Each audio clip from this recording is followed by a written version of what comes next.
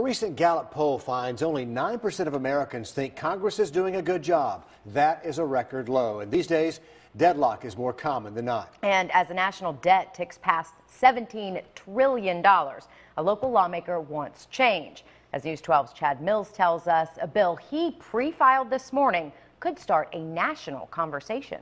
This meeting is the first of its kind in South Carolina, perhaps the nation. They are power drunk, money drunk. And it's being held in Claude O'Donovan's living room. We have a runaway government, all three branches. We have a Congress that is just drunk with spending. And we have an executive branch that is drunk with power. So O'Donovan is rallying behind a bill with a bold idea. And it was pre-filed this morning by Representative Bill Taylor of Aiken. The federal government's out of control.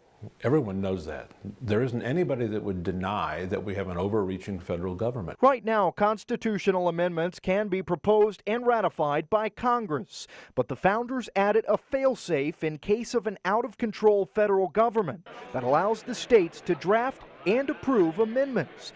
But first, 2/3 of the states must be on board.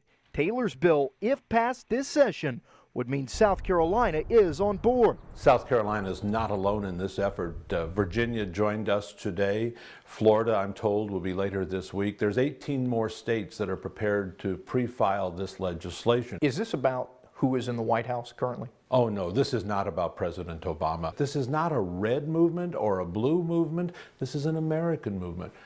I view this as nonpartisan. I believe Democrats and liberals and conservatives and Republicans all ought to be joined together to try to fix the federal government. But they always did it for a specific reason. In the meantime, O'Donovan will continue drumming up support in living rooms near and far. For those who will look at this and say it's just political theater, what do you say to that? You know, a lot of people are going to feel that way, but they way underestimate what we have going on here.